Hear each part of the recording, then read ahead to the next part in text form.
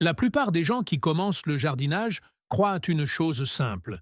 Si vous voulez récolter plus de nourriture, vous avez besoin de plus de terrain. Cela semble logique. Quand la récolte est décevante, la planche semble trop petite et les plantes paraissent trop serrées. Alors, la solution semble évidente. S'étendre vers l'extérieur. Une planche en devient deux. Un rang en devient plusieurs.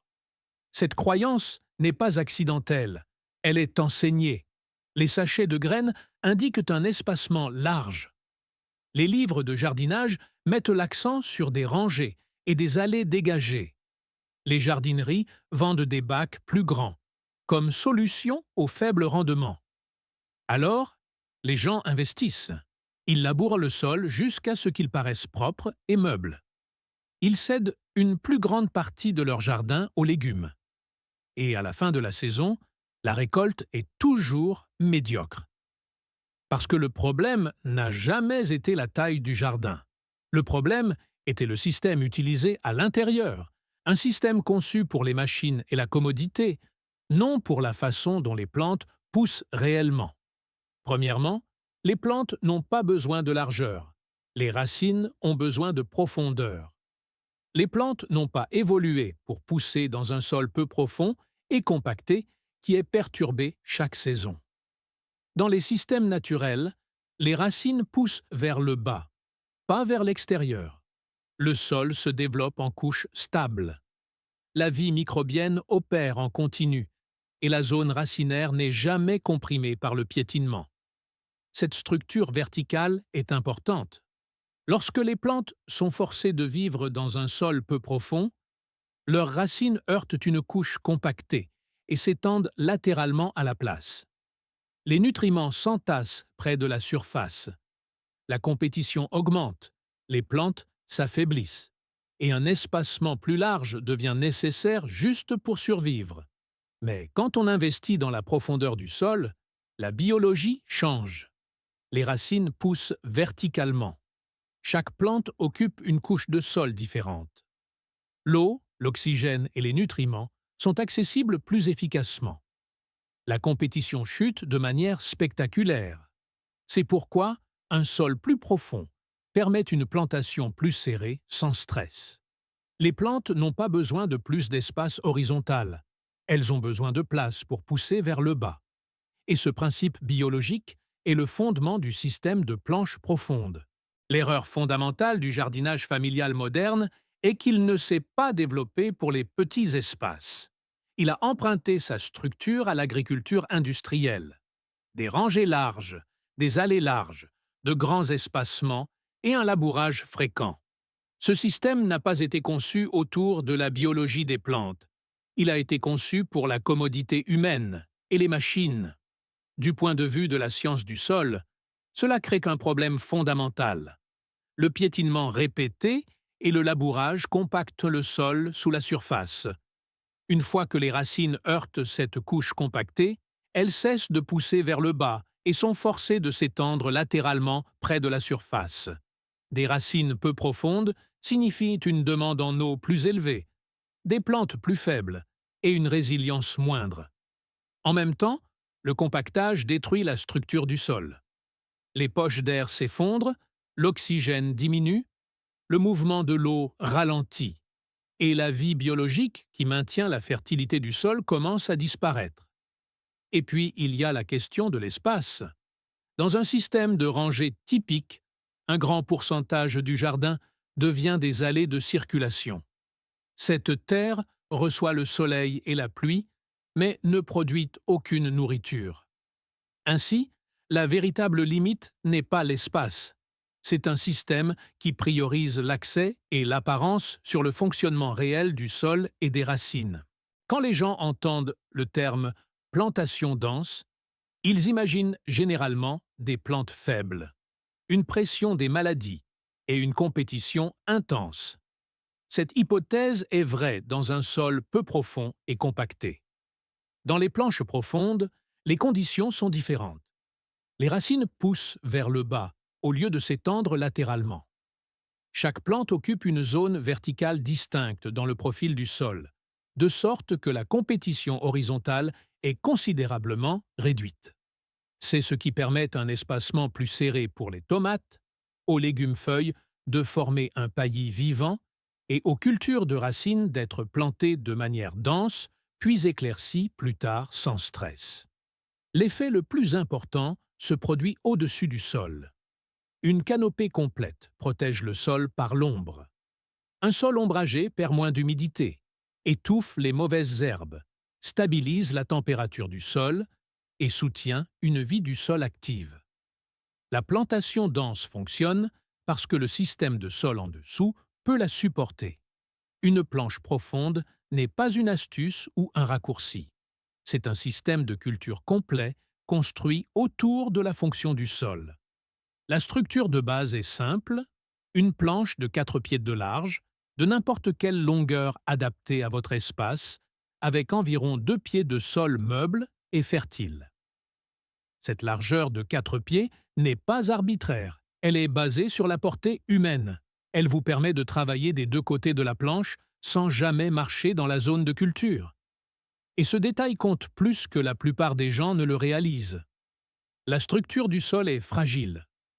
Une fois compactée, les racines peinent, les échanges d'air diminuent et la circulation de l'eau ralentit. C'est pourquoi la règle d'or des planches profondes est simple. Une fois qu'une planche est construite, vous ne marchez jamais dessus. Chaque pas comprime le sol, écrase les poches d'air et annule lentement le travail que vous avez fourni pour créer cette structure vivante profonde en premier lieu. Protéger cette structure du sol est ce qui permet aux planches profondes de rester productives année après année. Le double bêchage est difficile une fois, mais facile pendant des décennies. C'est la partie que la plupart des gens comprennent mal. Le double bêchage n'est pas quelque chose que l'on répète chaque saison. C'est un processus ponctuel conçu pour réinitialiser la structure du sol. Le but n'est pas de retourner le sol, c'est de percer les couches compactées que les racines et l'eau ne peuvent pas pénétrer. Le processus est simple. D'abord, retirez les 12 premiers pouces de sol et mettez-les de côté. Ensuite, ameublissez les 12 pouces suivants à l'aide d'une fourche-bêche sans les retourner. De grandes quantités de matière organique sont ajoutées aux deux couches et la terre de surface est remise sur la base ameublie. Cela crée un profil de sol profond et stable.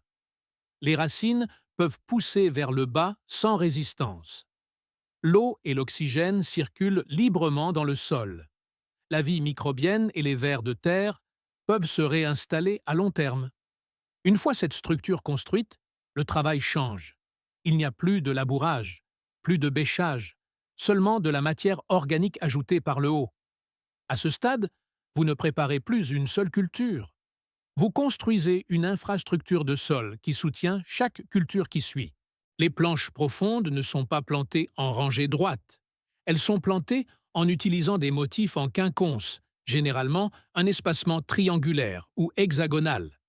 Ce n'est pas pour l'apparence, c'est pour l'optimisation de la densité. La plantation en quinconce permet à chaque plante de se situer à une distance égale de ses voisines, ce qui utilise l'espace plus efficacement que les rangées en ligne droite. Avec la même surface de planche, plus de plantes rentrent sans encombrer aucune zone racinaire. En même temps, la circulation de l'air est maintenue à travers la canopée, ce qui aide à réduire l'accumulation d'humidité et diminue la pression des maladies. Le résultat est une disposition de plantation qui soutient une densité plus élevée sans sacrifier la santé des plantes. C'est pourquoi les rendements n'augmentent pas seulement de 10 ou 20%. Lorsqu'elle est effectuée correctement, ils doublent ou même triplent, souvent par rapport à l'espacement traditionnel en rangée. Les planches profondes permettent quelque chose que les systèmes de rangée traditionnels ne peuvent pas: l'empilement temporel ou l'utilisation du temps comme ressource. Au lieu de laisser l'espace vide pendant que les cultures à croissance lente mûrissent, vous utilisez ce temps de manière productive. La laitue peut être plantée entre de jeunes plants de tomates. Les radis peuvent être semés entre les carottes. Les cultures rapides profitent de la lumière précoce et de l'espace ouvert. Elles sont récoltées avant que les cultures plus lentes n'étendent leurs racines et leurs canopées. À mesure que les cultures lentes poussent, elles reprennent naturellement l'espace laissé derrière elles. Les deux cultures n'entrent jamais en compétition car elles utilisent la planche à des moments différents. Ainsi, vous n'optimisez pas seulement l'espace physique, vous optimisez le temps, transformant une zone de culture en plusieurs fenêtres de récolte au cours d'une seule saison. Une planche profonde bien construite fonctionne comme plus qu'un simple espace de plantation. Elle agit comme un réservoir d'eau, un tampon thermique et un écosystème auto-entretenu. Un sol profond combiné à de la matière organique retient l'humidité comme une éponge, la libérant lentement vers les racines des plantes au lieu de la perdre par ruissellement ou évaporation. À la surface, une canopée dense ombrage le sol, réduisant encore la perte d'eau et empêchant les écarts de température. Parce que la planche n'est jamais compactée, les organismes du sol restent actifs.